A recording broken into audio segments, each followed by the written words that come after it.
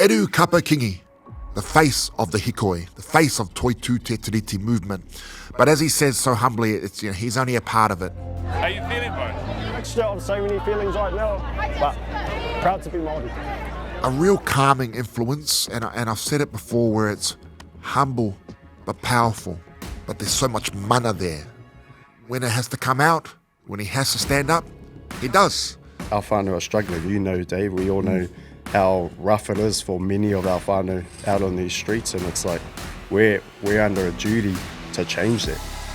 This was a deep conversation, and he's got a lot going on in his mind, just as I have. He's got a lot going on in his heart for his people, for his mum, for his family, and trying to balance this all out. After the conversation, I felt uplifted and I felt empowered, and that's what we all need to feel. So don't forget to like, comment, share, and subscribe. This conversation literally needs to be heard by everyone. Eru Kapa-Kingi, enjoy.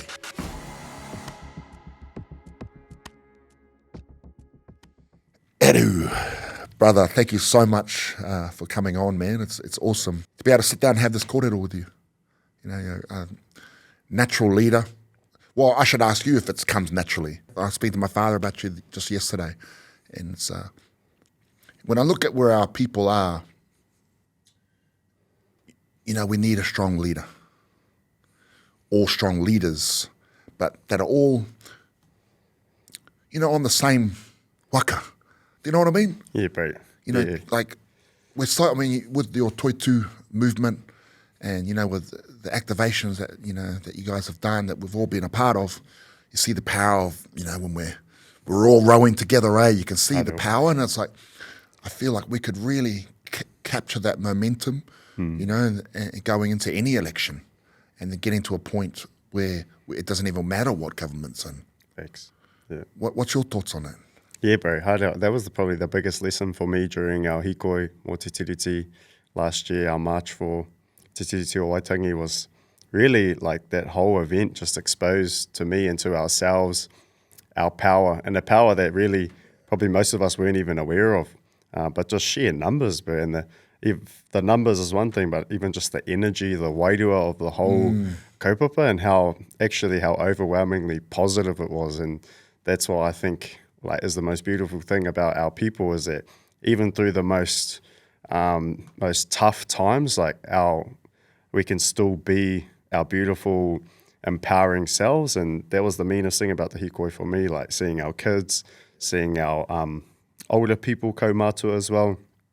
And that's another, I guess, layer of our beauty, is we're a generational people, we're a collective people. And and I think leadership is in our veins. We're born from rangatira, we're born from leaders, but our leadership is measured in different ways to, I guess, the Western world, and that we have a different purpose and a different goal that we live in and exist in, and it's again for ourselves.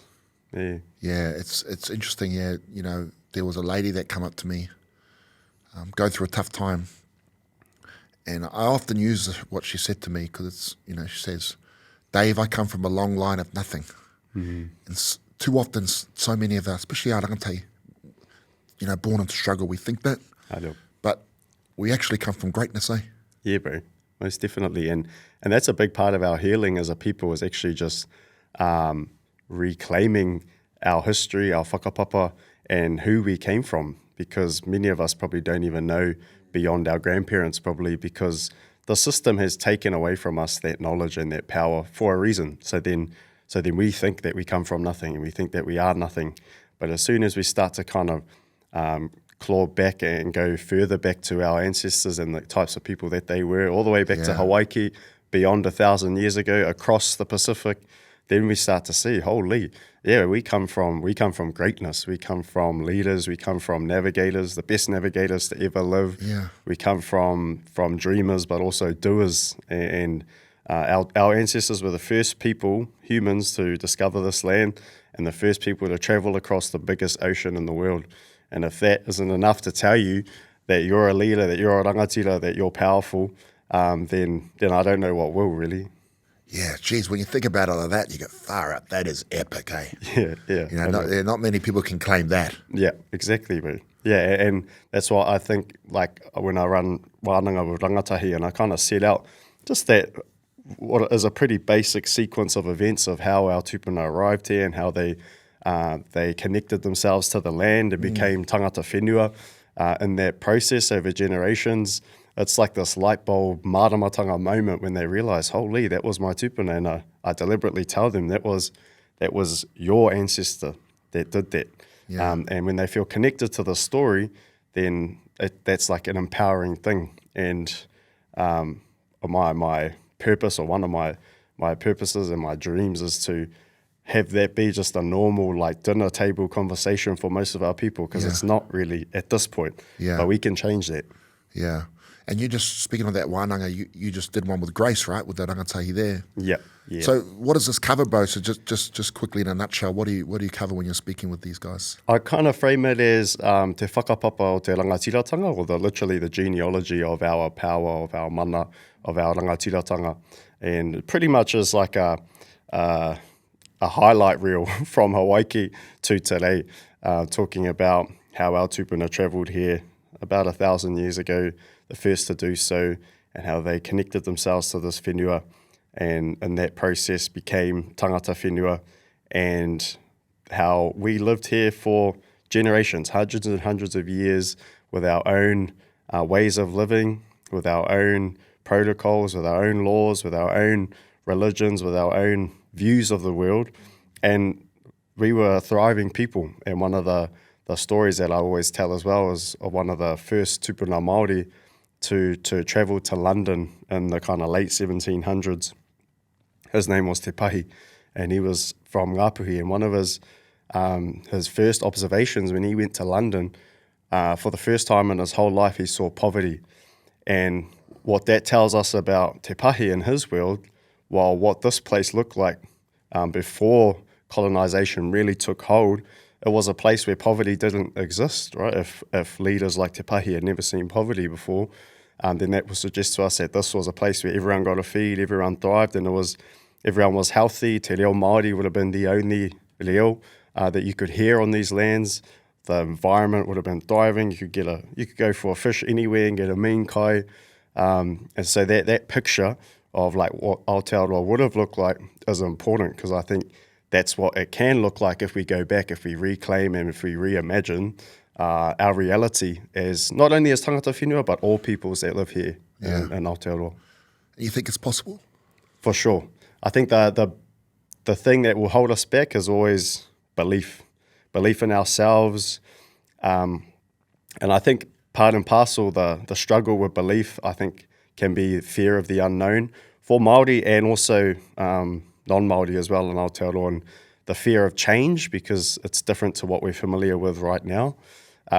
But if we're always anchored in like the principles of te ao Māori, of collective well-being, of manaakitanga, looking after each other, always having each other's back and ensuring everyone gets a feed, those basic principles of te ao Māori, then I think that's like can provide some sort of security and comfort in this idea of change. Because if we look at how things are right now, there's like the 1% that are doing well, but most of our whānau are struggling. So surely we need to aspire to something different to what things are right now, because our whānau are struggling. You know, Dave, we all know how rough it is for many of our whānau out on these streets, and it's like we're under a duty to change that. Yeah, and it's good too, because what you're saying is collectively, that which means everybody. Exactly. You know, so it's not just Māori, it's not just Pacifica. You know, it's everybody gets a feed. It is, and that's what like my 6 times great grandfather Hone Heke was the first to sign Te Tiriti o Waitangi in 1840 in Waitangi. Wow. And the history of the kind of motivations behind signing Te Tiriti o Waitangi is not something that's taught in schools and mainstream schooling. It's not well known. But what I could say about my tupuna Hone Heke is one of his key motivations in creating Te Tiriti o Waitangi, which is actually a document, creates a home as a welcome document for all peoples to be able to make a home here.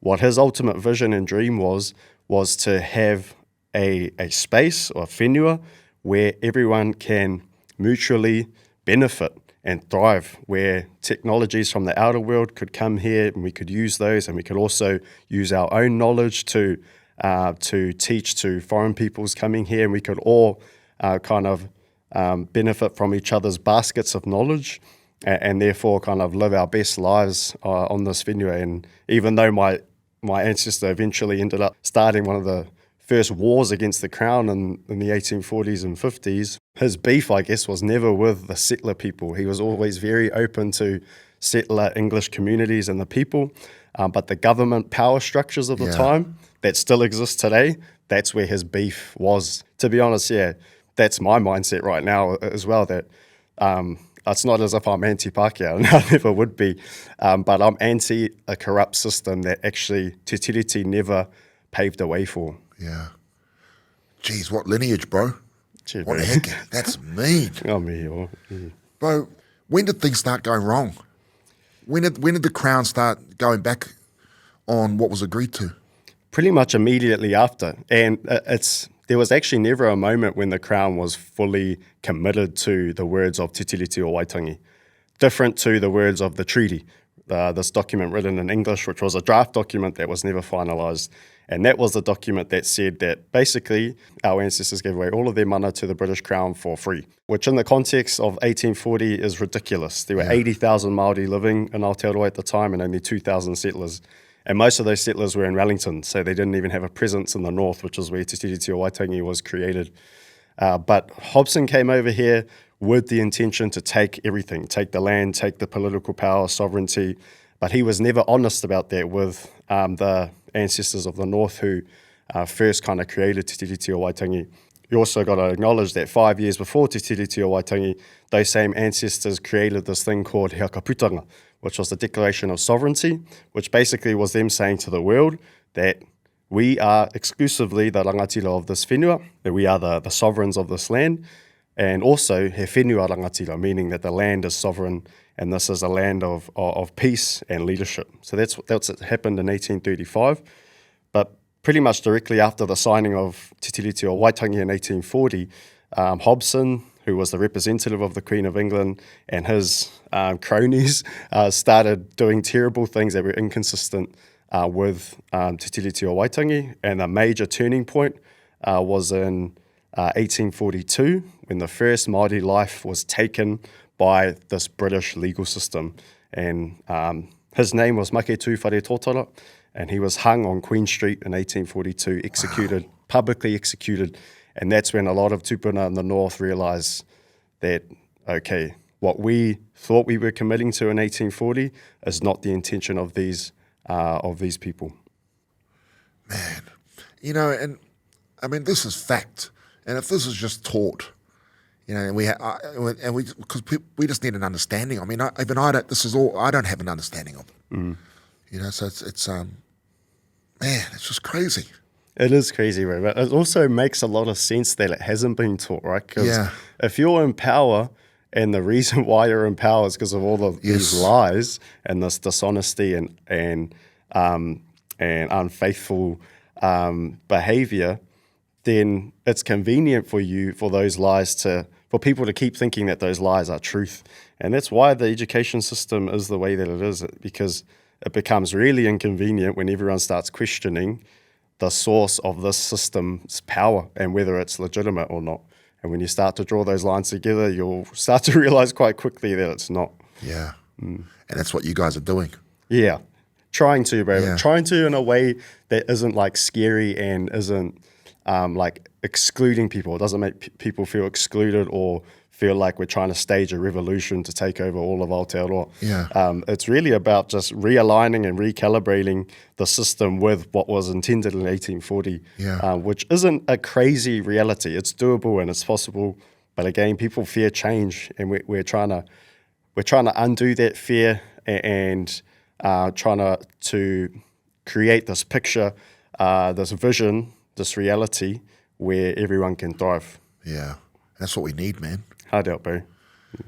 Bro, so, you know, we've got where you are now, this mahi, but where did it start? So, where were you raised? I was. You come from your family's. I mean, your mum's amazing. Kia ora, It had bro. a bit to do with her. You know, hone heke. You know, you've got an amazing lineage. You know, where were you? Where'd you get brought up? I was raised, me, my brothers, and our little sister, mostly in Whangarei. So I'm one of three. I've got two triplet brothers, and then we have a little sister. And yeah, for the most part, brought up in Whangarei in the north. But if I was to reflect on my upbringing, and this might go against a lot of assumptions that people have, we didn't really grow up knowing Te Reo Māori or speaking Te Reo Māori. I didn't even grow up knowing that Hone Heke was my great-grandfather. That's a bit of knowledge that I've come across in the last 2-3 years in terms of rediscovering my whakapapa and who I am.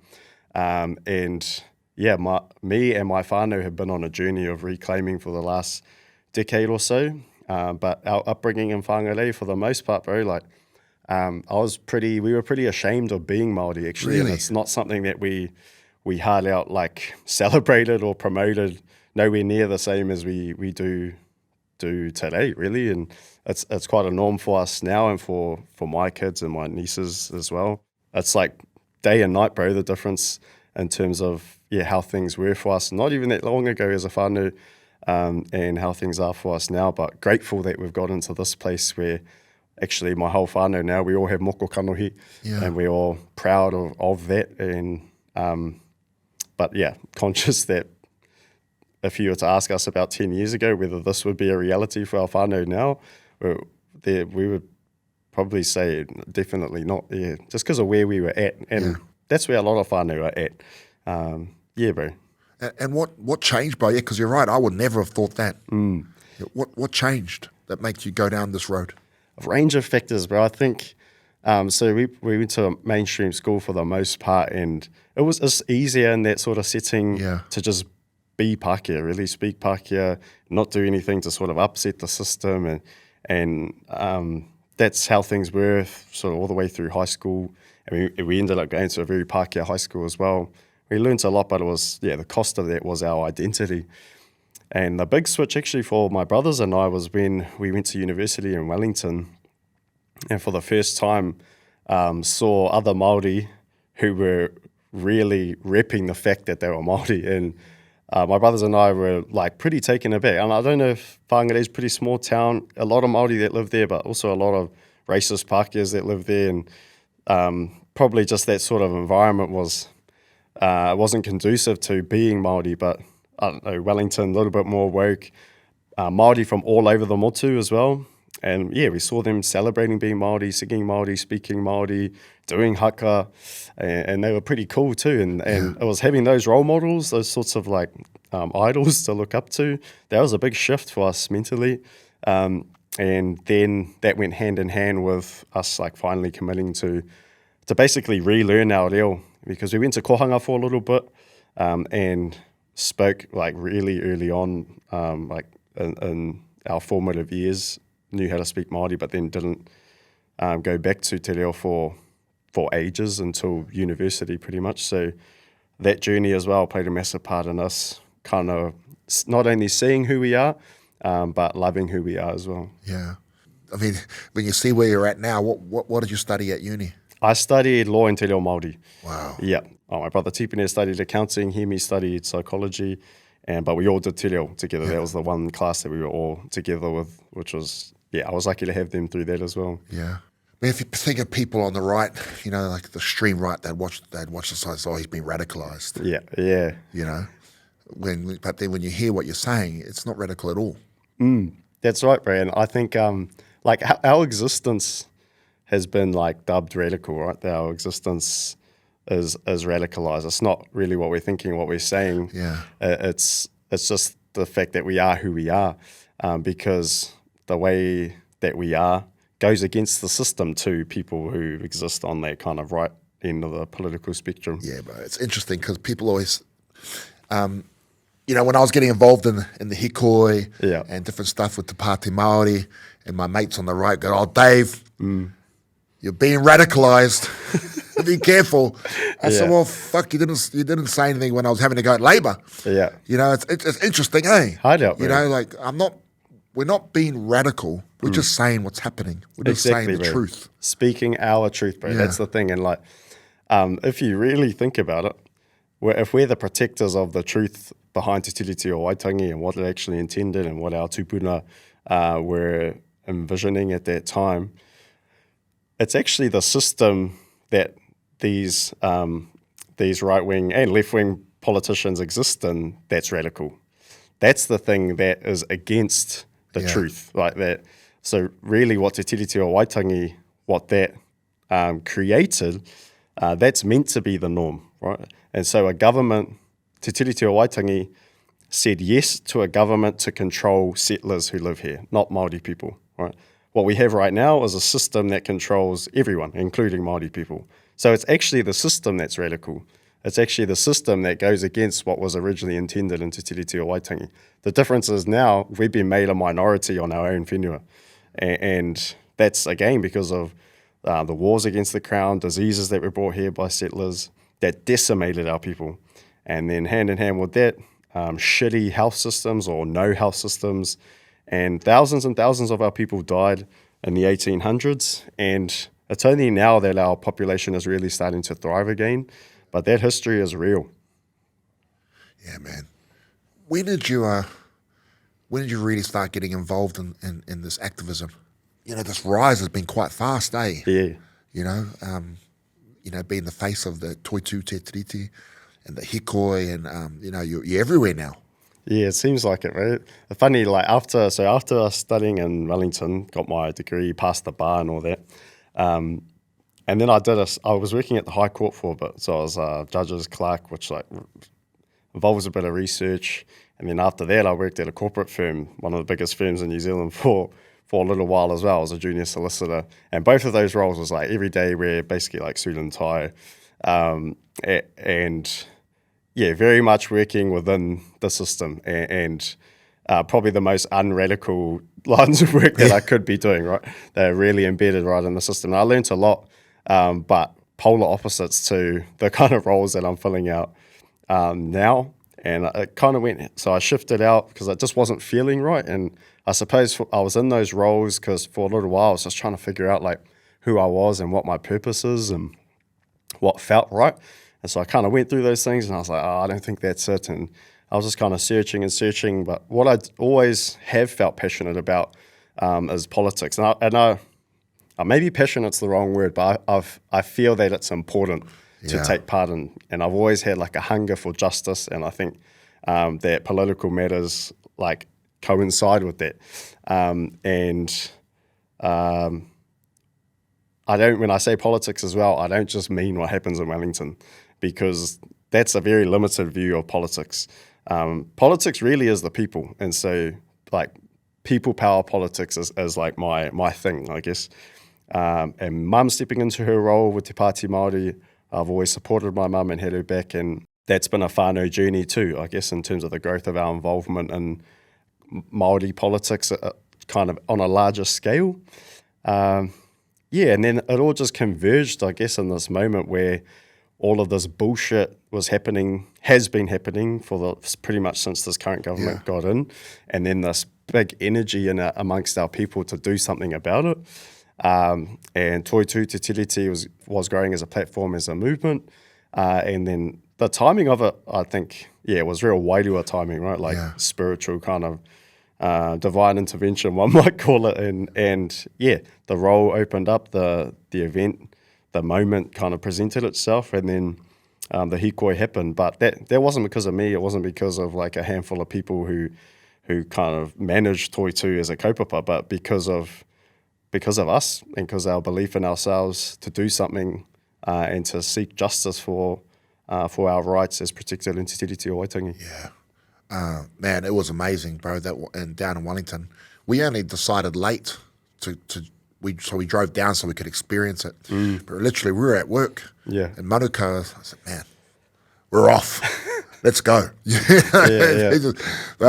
didn't have nothing booked. We just jumped in the van. Crazy. And drove down to experience the thing. Yeah. But, I think, bro, with everything that you've been through and, law, being in the courts, I mean, it was all for a reason.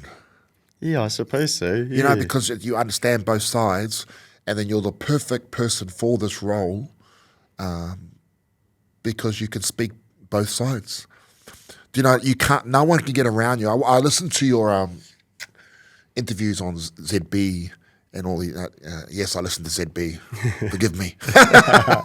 But, right. but they can't get around you, you know, because the way you can communicate, you can speak very eloquent, on, you know, te reo and English. They can't get around you. Do you know what I mean? I suppose so, right? Yeah. Sometimes when you hear people speak, they're not as good as on being interviewed, and they'll come up short, or they'll say something they shouldn't have, or they'll go off the handle. But you know, with listening to your interviews, you can just speak the truth, and that's it. Kia ora, bro. Do you know what I mean? Like, there's no, it's a rare skill, bro, and you can also do that in te reo. Thank you, bro. Yeah, I think it's just a result where I spend a lot of time in my own head, like thinking about things like a million ways and thinking about words. I'm quite obsessed with words in both languages that I know. And I constantly think about like one way of saying something, and then I think about how people might celebrate that thing and how people might also attack it, and then sort of preparing and having a strategy in place. And that's another tupuna thing, bro. Our tupuna were strategic people, and they were very dedicated to the craft of kōrero, of whai kōrero, speaking, wānanga, oratory, and I suppose this is another way of me kind of reclaiming that power, tupuna sort of power. Yeah, and even with the you know, the whole everything, the social media, the way it was done by all the team, Kia ora, bro. it was inclusive, and you could see it by all the tangata tiriti there. Kia ora, bro. You know, Yeah. it wasn't. We didn't cut anyone out. It was really evident to see. It was amazing to be a part of. Kia ora, bro. But how are you finding everything? You know, personally, because we had a talk off air.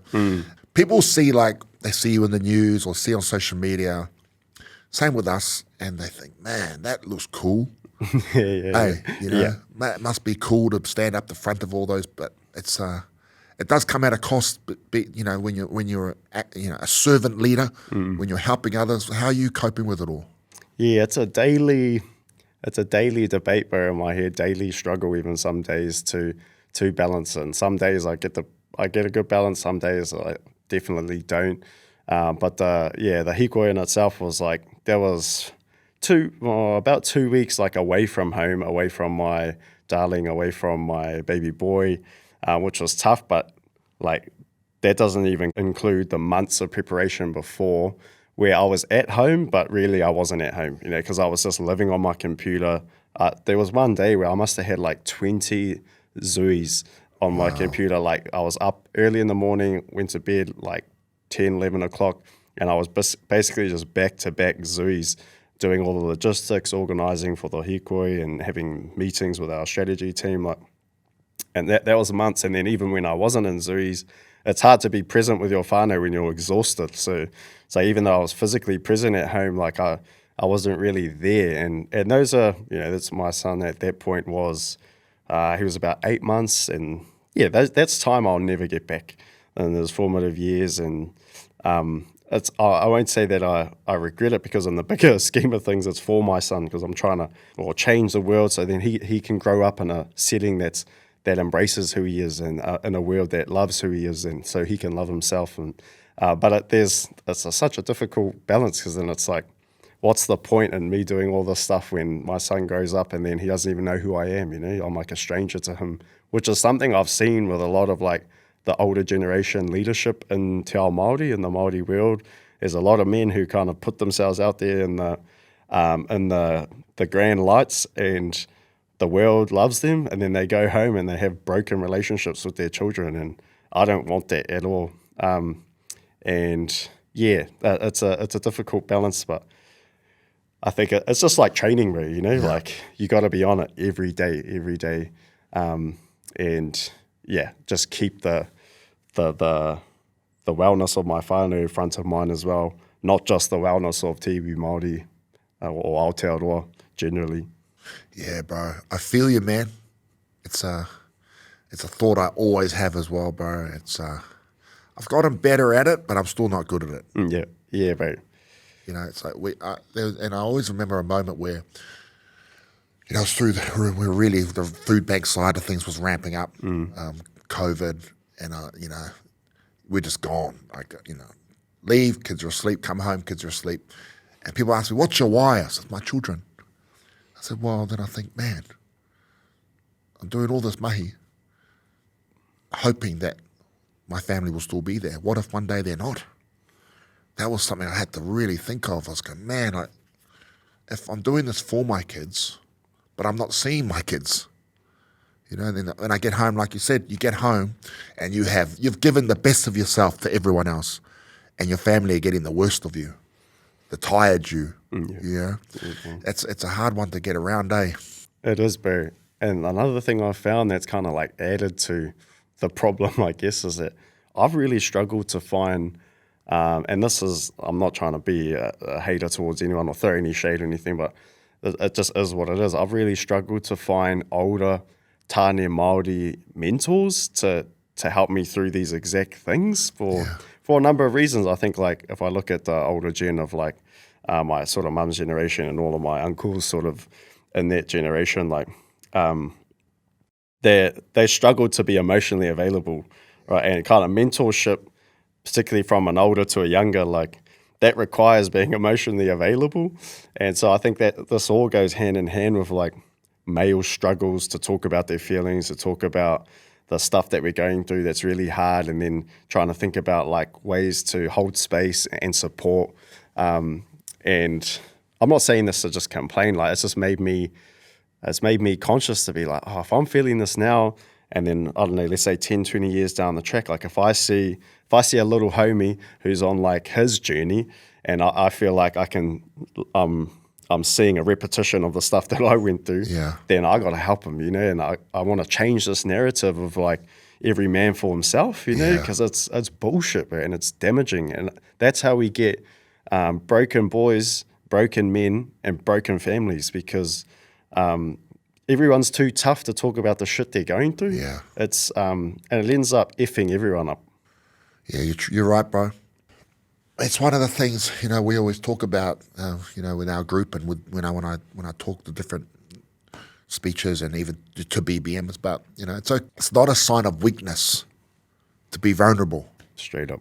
You know, it's one of the great things. We just finished a school speech, me and Manu, and the kids don't see men, especially someone like, you know, with Manu, who they idolise, but opening up and shedding a tear, being vulnerable in front of them, they're not used to it. You say, hey, this is normal. Yeah. You know, if it's okay to ask for help. It's okay to be vulnerable and be down. You know, it's just, you've got to share. So I'm very lucky that we have a group of friends where I can, you know, be that way. Yeah. You know, but it's disappointing to hear that you don't have that, bro. You know, yes. I guess, I mean, I qualify. I'm 46 this year. I'm older. You can always reach out to me, bro. Thank you, brother. Appreciate that. It's it is disappointing though, eh? I wish I could say that I honestly have, like, a solid group of people that I do lean into, and maybe it's a little bit on me to do some more work to kind of find those people. But then I also think I would have thought that if it would naturally occur, then it would have happened by now. But I think it is another result of, like, this colonial trauma, bro, like this colonization that's made us think we can't cry as men. And then also, like, the older gen, bro, if I'm honest, and if we're about being truthful on this podcast, bro, it's like there's a lot of gatekeeping that happens in that older generation, and that's another thing that's happened because of colonization, and that gatekeeping is directly linked to ego. And so it's like a lot of older male figures have bought into this Pākehā system of power, of ego, of doing and saying shit things to wahine and abusing wahine, and objectifying wahine, all of these things. And another cost of that is that this, what is in tikanga Māori, tuakana teina relationship, we've forgotten the importance of it, and we've forgotten the beauty of it.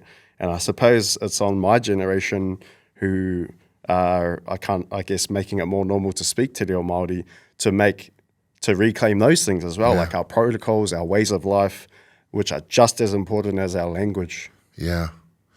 Yeah, bro. It's you're so right with the gatekeeping, and we notice it a lot in community levels, around funding. Yeah. The F Yeah, word. bro, The F word. We've just been lucky that, that I have a good profile. Yeah. That's helped us, but there's so many groups that do just as good work, don't have that. Yeah. And we notice it a lot where, I don't want to put down our, but especially our people, That's what it is. The ones that the Māori Pacific that they just shut the door behind them. Yeah.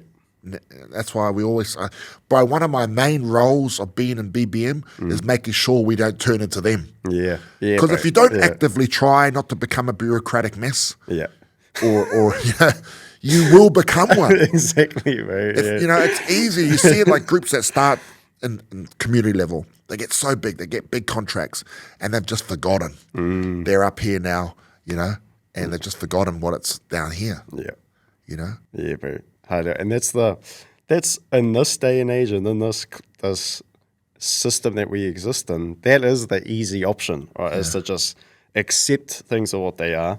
The harder thing is to go against the grain, go against the status quo, and actually be like, nah, this what's happening right now, this isn't how we are as a people. Like, and if we really mean what we say when we talk about collective wellness, then there's some hard conversations we need to have with ourselves to be like, are we actually living that out? Like, we're talking about kotahitanga all the time, which is, I guess, a form of collective wellness or a way of describing collective wellness.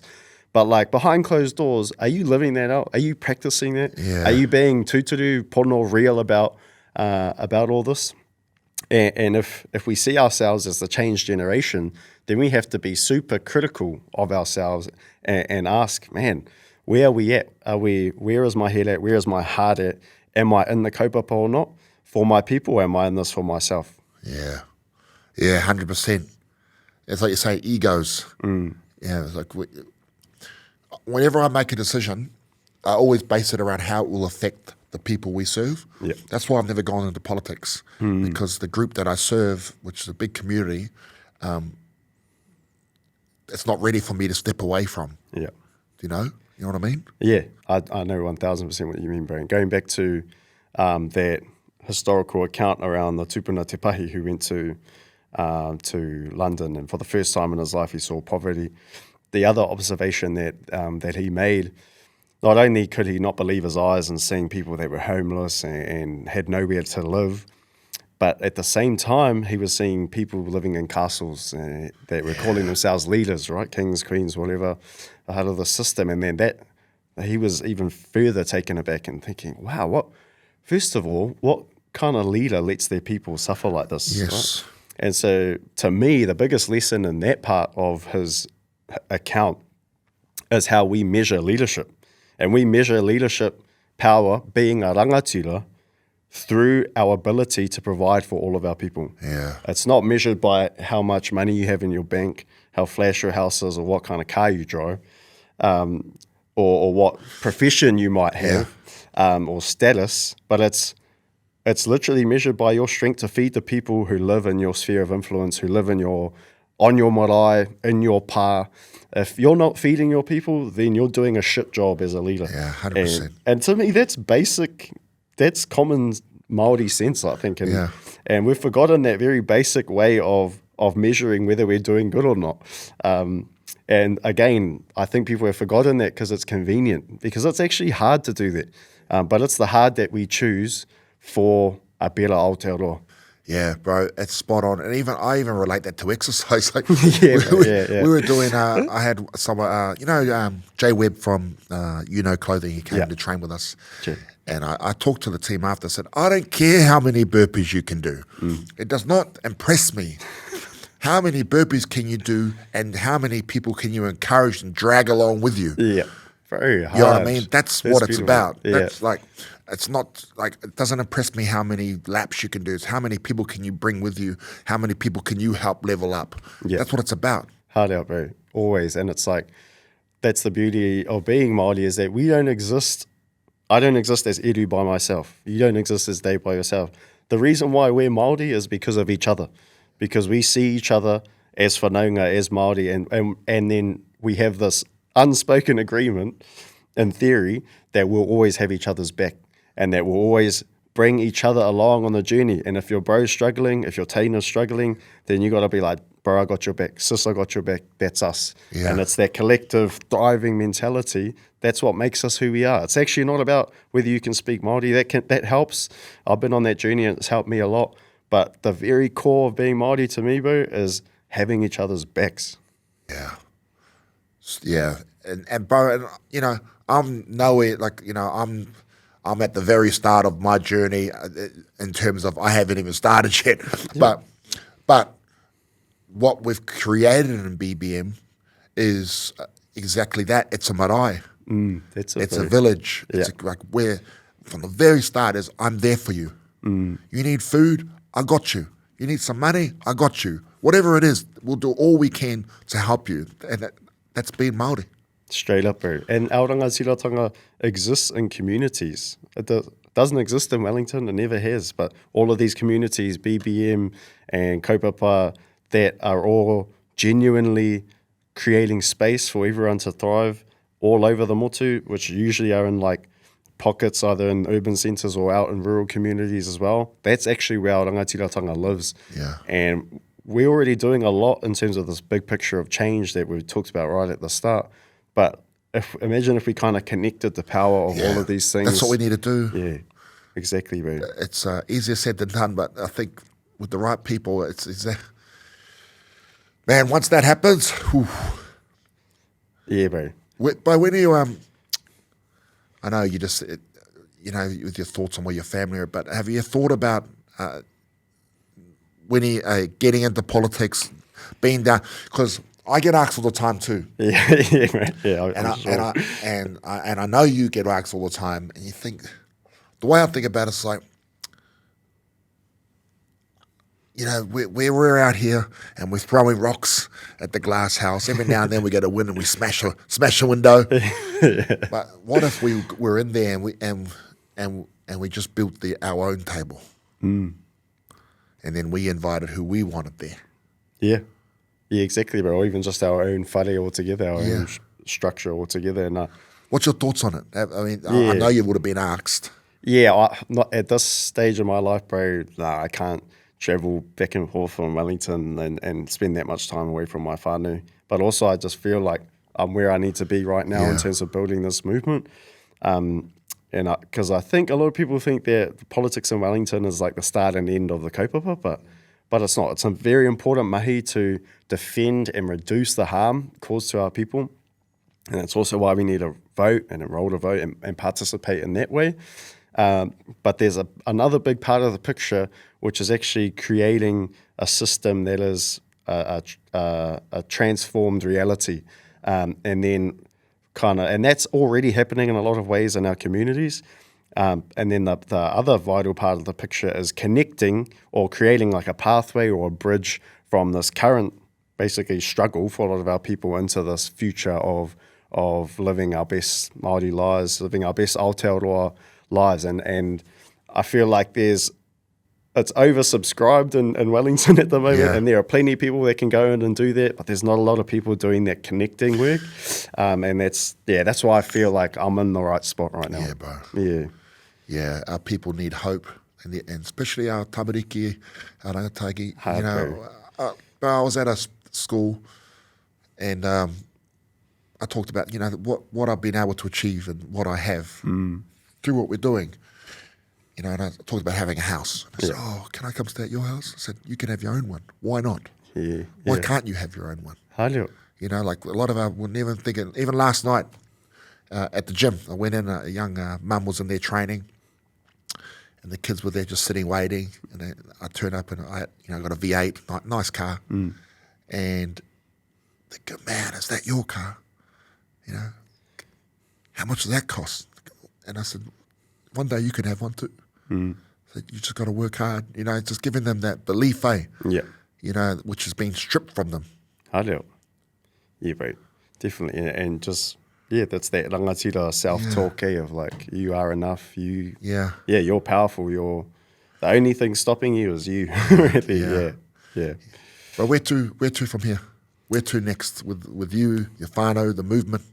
Yeah, the movement, I think the current focus is it's gone to a point where we can't just keep writing submissions, and it's probably we just need to change this government. So a big push for local elections coming up, which will feed into an energy for central government elections next year, and getting as many of our whānau participating and shifting this government. Man, I said when I was on that Hīkoi in Waitangi, I said, dude, mate, we have to vote. Exactly, mate. And roll and vote. Yeah. Like, we've seen what happens when you don't participate. Exactly. This is exactly what happens, and Hīkoi to the voting booth, I think, is our next phase for the kōrero. I mean, this government, they've shot themselves in the foot because they've motivated and activated a lot of people. Yeah. You know, and it's that's good. So what's the tagline going to be? Hīkoi to the voting booth. Yeah, Hīkoi to the voting booth. Yeah, mate. Let's go. Yeah, but also keeping in mind that there's still kind of kōrero of change beyond that. You know, like this is a very important thing for us to do now, but we can't. This government could come back just as easy as it could go out. You know, so how do we avoid that in future? Well, it's about the system change. It's like transformative change. So keeping that alive is important as well. And holding whoever, you know, because we've got to be real, the last one didn't do much either. Exactly. So how can we hold them to account to make sure that they do what they say they're going to do? Straight up. And the tides always just come in and out, in and out, in and out. And it's like, okay, well, how do we have our own kōrero, our own system where, as you said, Dave, it doesn't matter who's in government because we're self-sustaining, we're rangatira of our own universe pretty much. Yeah, that's my dream, Bo, because these, as I said, we're lucky that we have a profile, we have great corporate supporters and great funders where we haven't been reliant on government. We never have, so we've been able to survive. A lot of groups have gone now. That's the dream where it doesn't matter. Yeah, straight up. We thrive anyway. Yeah. You know, we're at that ecosystem that we create. Exactly, bro. Yeah, and that's rangatiratanga, like in our lifetimes, being able to live that out. Yeah, bro. Bro, last question I ask everyone that comes on is, what's your why? Yeah. What keeps you going? Bro, my mum was, that is my superhero really, and growing up and seeing, well, she pushed out 3 boys and raised 3 boys at once. Like, that's a different type of wahine that's able to do that. And she's always had our backs, and she's broken cycles in her own whānau, meaning that me and my brothers and our little sister can do the things that we do and can dream the things that we dream.